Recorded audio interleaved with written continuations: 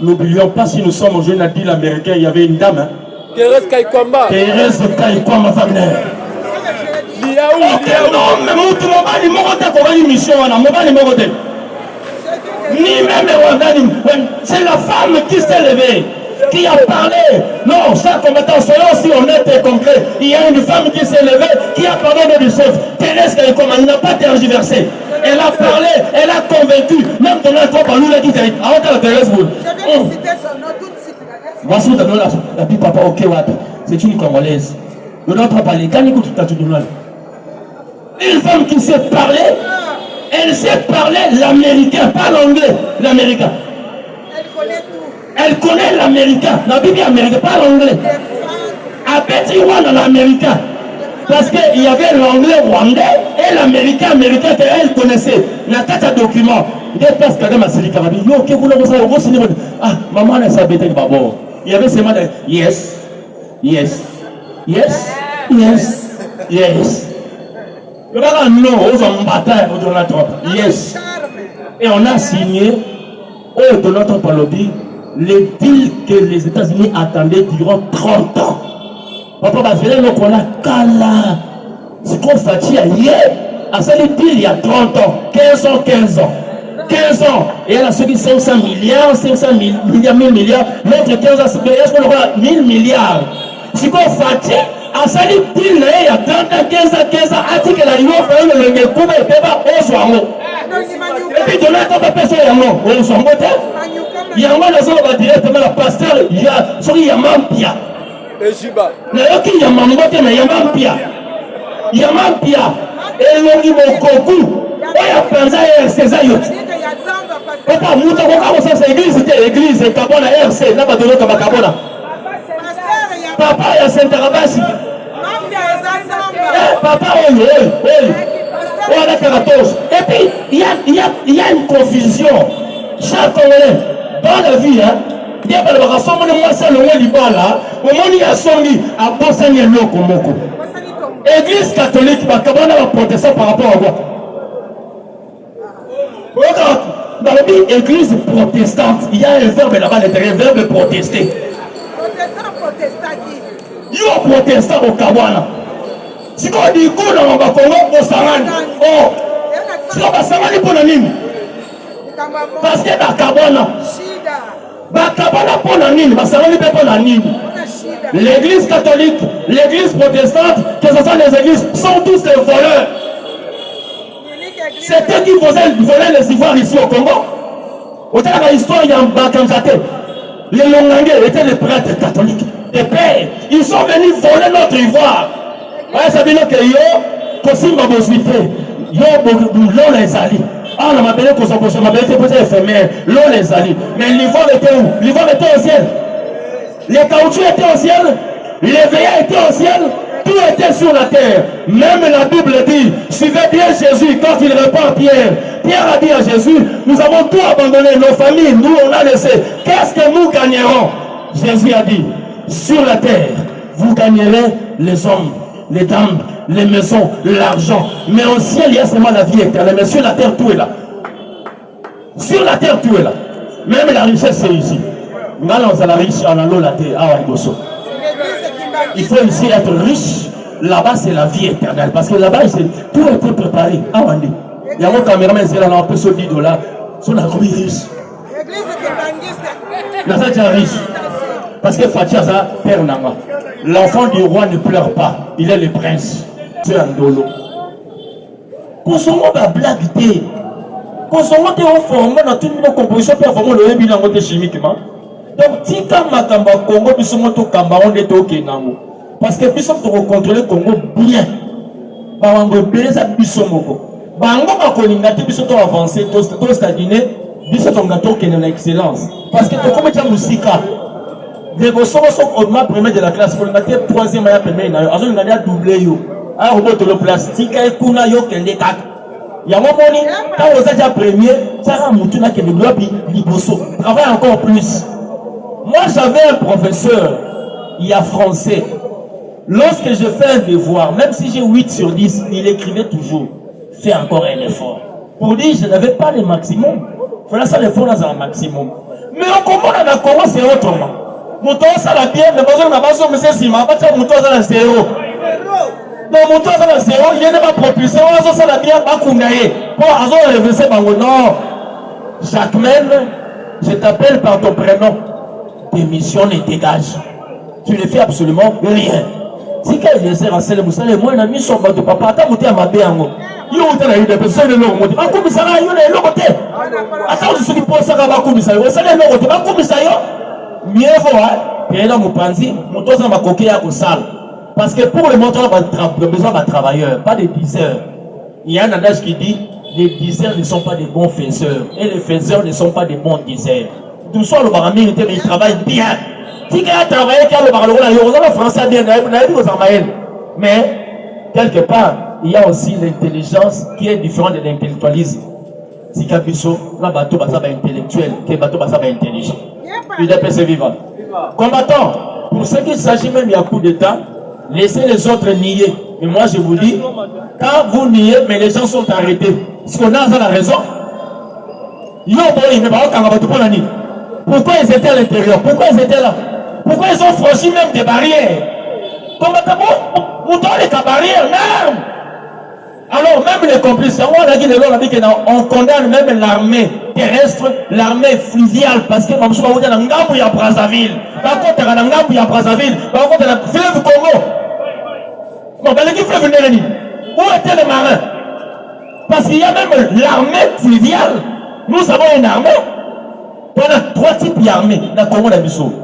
Côté Amaï, on a l'armée lacustre pour la lac, armée fluviale pour la fleuve, l'armée maritime pour la mer.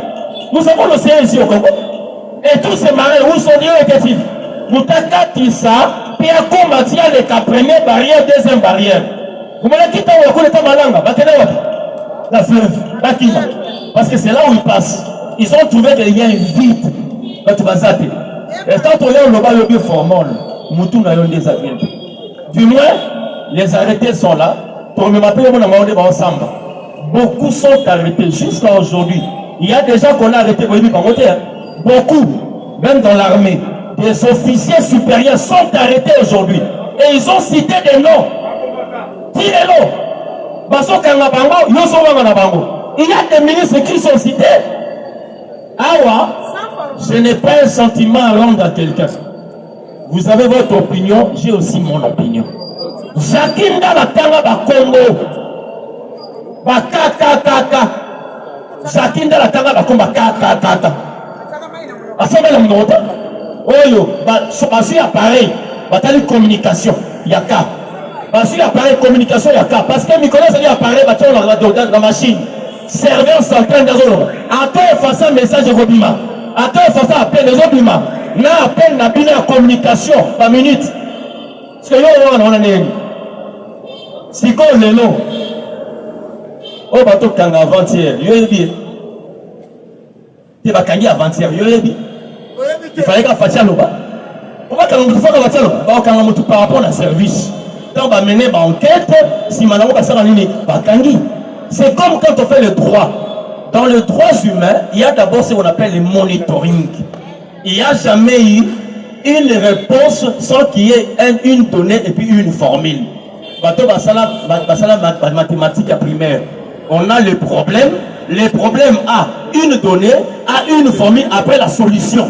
Il doit se vivre. Ce que nous avons donné, c'est la formule, c'est la formule nérénine. Il faut soit donné, il y a aussi une formule, et ça y a une réponse. Il y a un peu de temps, il y a parti à donner. À donner des salaires qui vont soit bango, à lobby qui va recevoir le lobby à 14h, au salanine. Oh, kuna, on a à 13h, au salanine. Pourquoi il y a coïncidence entre 13h et 14h et pas la yo? Pourquoi il y a le lobby à 13h et le lobby à 14h et puis à 14h30, beaucoup de pas la Camonine. Et la soupe à la mode, il pas la ligne. Il est pensé vivant. Dans le bin, code, parce qu'on a beau autant à combat. Et comme ça, autant comme il y a Batumsus. Mais la raison, elle a autant à combo. Pour la bombe, elle a la relation de tout, nions. Et la bin chinois, ça c'est la masse, pas sur la scène, et puis, bien, on va te prendre sur la rabat. Même bon, je vous dirai une chose. Le vieux Étienne, c'était un grand monsieur de droit. Vieux Étienne avait des langages où il y a du vertige. Oui, bien, William Bongo. Mais bon, c'est la moussa la bangoté. Papa Omikosi. La justice, quand tu es un receleur. Le vieux parlait pour y comprendre. Combien de fois le vieux était à refuser l'argent lui-même? Vous voyez, quand il y a un peu de mal à boya. Mal est limité. Et quand c'est dans le pain, on va te dire mal à Bible. Bien sûr, ça c'est pour moi. Oui. À tous les moments, c'est pour moi. Vous l'avez oui, pour les amis. C'est pour moi 3 fois. Oui. Maintenant, j'aimerais que vous rentrez chez Mobutu. Dis à Mobutu, comme c'est mal, c'est pour moi. Donnez à tout Congolais le nombre de ce qui est dans ces balles. Les chiffres exacts. Si c'est 30 millions, donne à tout Congolais 30 millions, 30 millions, 30 millions. Quand vous allez finir et puis revenez chez moi me déposer cet argent. Vous n'avez pas la vie à boire un bon peu. D'abima, à Jean Mouki, la Sanini, à côté. Il est passé vivant. Voici l'homme qui vous disait pour son bon. Il y a un boire à moi, pour son bon. Attention aussi avec l'argent. Il y a aussi l'argent qu'on a déjà travaillé. Il y a aussi mes yeux, sur Moutou. L'argent, c'est aussi travailler. On se remet ça dans les temps où on travaille, Moutou n'a pas ça boucher. Mon frère, ma chère, ma soeur, mon frère, mon grand frère, petit frère, congénère, ne touchez pas à leur argent, ça va t'embrouiller la tête. Il y a un moment où on va muter par Lucas. Encore si on va bien être, encore si on va bien être parce que ça est envoûté. Il dépêche ses vivants.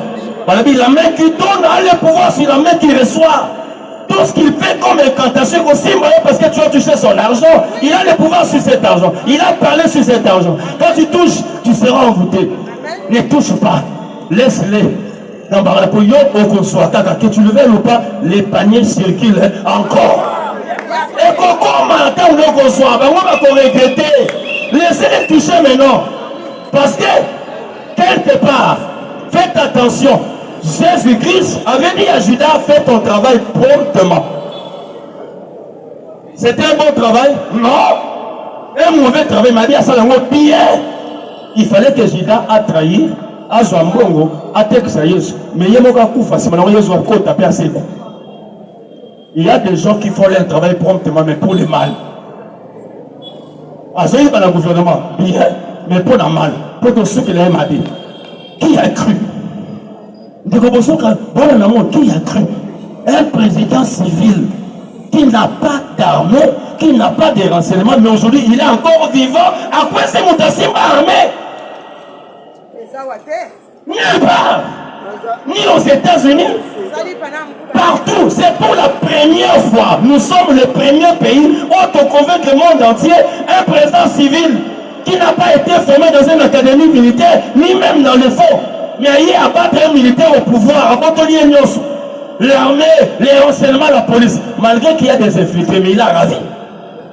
Ça qu'on ravi, mais ça qu'on fait à la Fati. À Yépé. À balayer comme dans la première barrière, c'est la dernière barrière, c'est l'anda.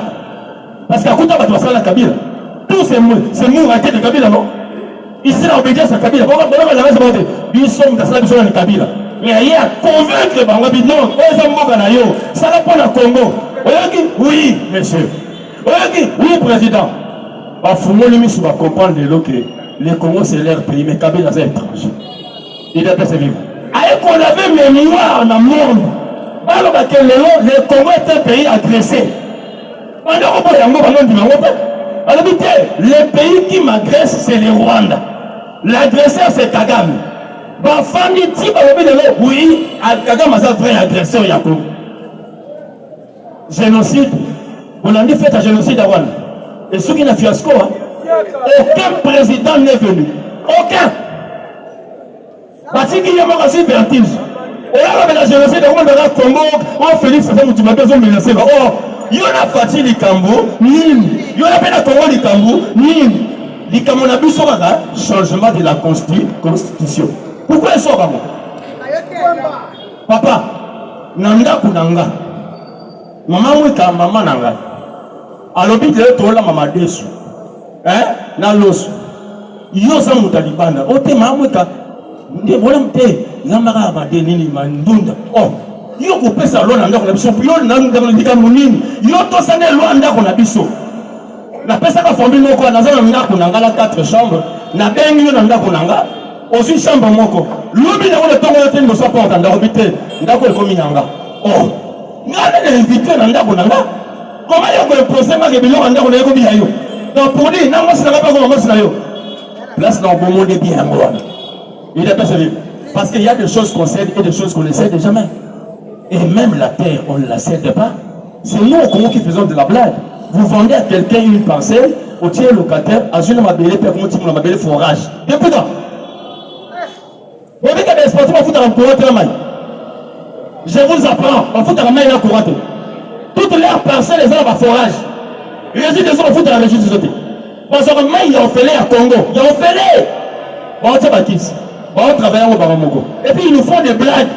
Nous acceptons et nous voulons dire que Fatih n'a rien fait. Quelque part, j'ai dit qu'il consulte des toilettes pour que nous n'ayons pas. Mais au moins, il y en a à te comprendre que nous sommes dans le bon. D'accord, si? Combattant du Kamba Léopard, vous aurez aventure. J'ai entendu Mia qui dit si nous sommes des mondialistes, vous aurez aventure. À chaque mission, Dieu donne à l'homme missionnaire les pas à atteindre et les échelons à passer. Pour que Joseph, comme en Égypte, il est passé par des étapes. 1. La jalousie de ses frères. 2. Il a été tué déjà, parce que Babacar est une citerne. Mais un frère a dit non, tout ce qui est à terre, on a vu son maquillage, tout ce qui est à terre, on a dit place excellence là. Donc place aux autres kende, ils sont ma paix, mais pour la lobby nous la malam. Il est pas se vivre.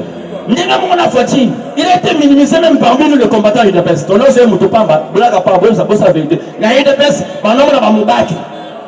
Bana mayele, bamutamba, bana bambonga, bangwe, na quoi c'était la vérité. Même moi les gâteaux avec là. Maman là, Fatih va dire du kate. Oh que ce monsieur-là, c'était lui qui a été préparé pour le Congo. Vous voyez les Zambés, hein? Place Bochaka, place Yangote. C'est aussi dans nos familles. Je vous dis une histoire vraie. Yo, au Tchaka Moté, ma famille, la bino, et pas de renas en ambon, enfin la pena mbinza. D'accord, si? So va bimbo, ma clé, au tel ranan, t'as mention à la hôtesse. Non, qu'on a un PDG. Mais sauf qu'il y a une déception. Mais tu verras une plante négligée sous une opposition sa même étude. D'accord, si? C'est ça, Fatih. Même dans sa propre famille, Fatih n'a pas étudié plus que ses frères. Même Etienne Tisseré. Oui, bien, il est aussi docteur en droit.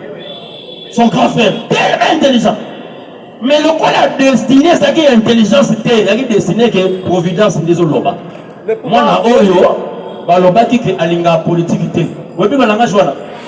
Viens pas bête, c'est pas bon, hein. Papa Etienne, tu auras un papier aux États-Unis, on va remplacer comme Boyabiamo, dauphin. Elle dit non, cet enfant n'aime pas la politique. Mais la démocratie, il choisira celle qu'il a choisie. Je l'ai toujours. Boyabi Katina, il mettait dans la miche, la bissou. Ah, bah la Fatina, porte. La pétinière, c'est là. Toi, va avec tes frères là-bas vers le dessous. Autre fois, il y a 12 Amériques. Tu ne vas apprendre la politique. Ah, bah là, tu dois apprendre la politique. Hein? Viens ça, vraiment, vrai caïd. En fait, son Fatih, on va prendre la mission politique. Pendant que la nuit, à son père, sa Fatih, et la diplomatie et la politique, il y a peur de la mer. Vous voyez, c'est secret, c'est clair, là. Fagi Diom. Alors, on va dire, ah, viens, bête, bisou, na moi, en termes de bisou, mais na boutou, moi, d'ailleurs, je vais la course.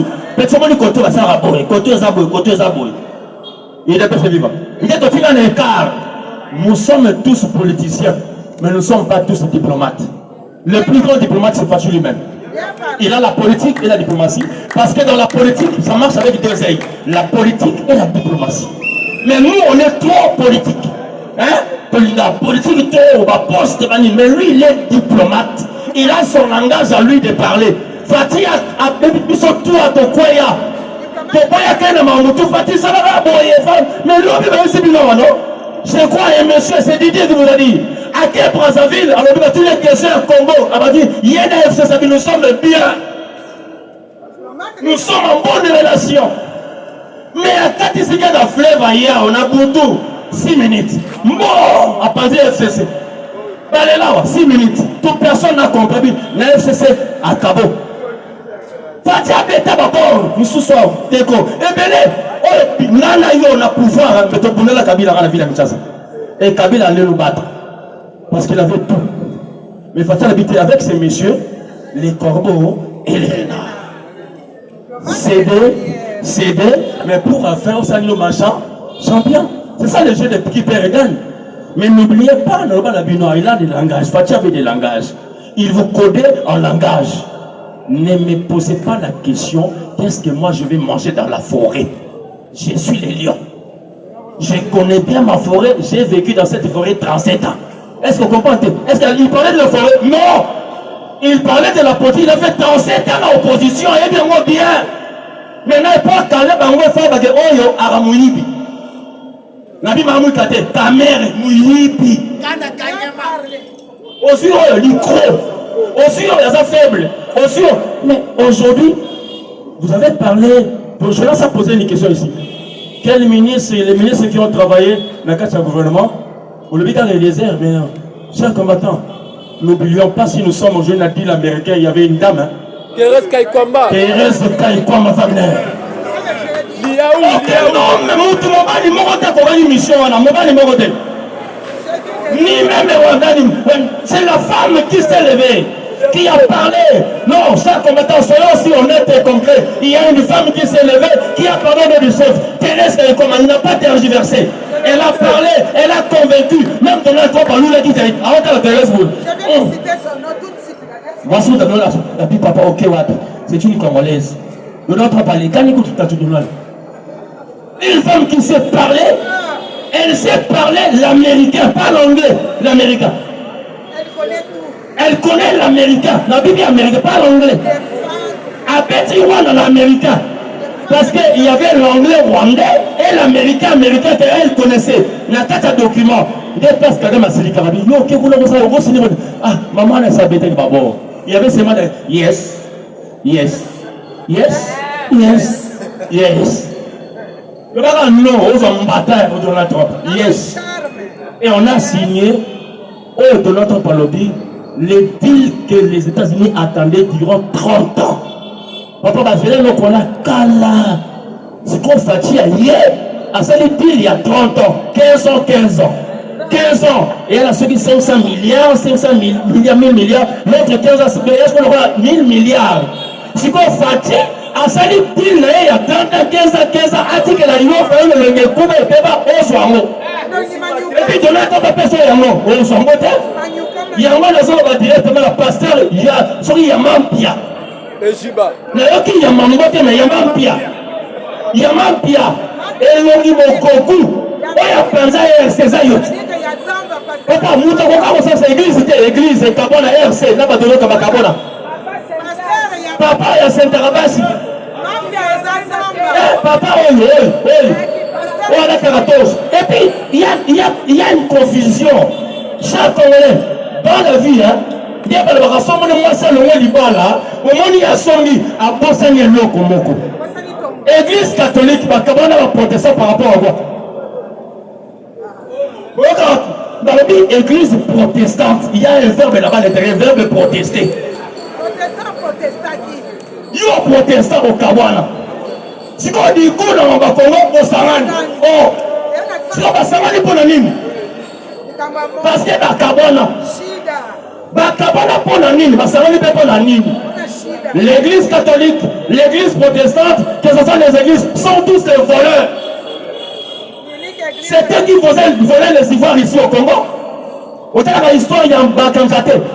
Les Longangais étaient les prêtres catholiques, des pères. Ils sont venus voler notre ivoire. Ouais, ça veut dire que yo, Kosimba Boswite, yo, l'on les alliés. Ah, on m'a appelé pour son prochain, on m'a appelé pour éphémère, l'eau les alliés. Mais l'ivoire était où? L'ivoire était au ciel. Les caoutchoucs étaient au ciel. Les veillants étaient au ciel. Tout était sur la terre. Même la Bible dit, suivez bien Jésus quand il répond à Pierre. Pierre a dit à Jésus, nous avons tout abandonné, nos familles, nous on a laissé. Qu'est-ce que nous gagnerons? Jésus a dit, sur la terre, vous gagnerez les hommes, les dames, les maisons, l'argent. Mais au ciel, il y a seulement la vie éternelle. Mais sur la terre, tout est là. Sur la terre, tout est là. Même la richesse, c'est ici. Maintenant, la richesse, on a l'eau, la terre. Ah, il faut ici être riche. Là-bas, c'est la vie éternelle. Parce que là-bas, tout était préparé. Ah, Wandi. Il y a mon caméraman, c'est là, on peut se dire $. On a combien de riches? Là, ça, c'est riche. Parce que Fatiaza, père Nama. L'enfant du roi ne pleure pas. Il est le prince. Il sait que demain, il quittera le nom de prince, il deviendra qui? Roi. Je dis, je vous remercie. Et la professeur,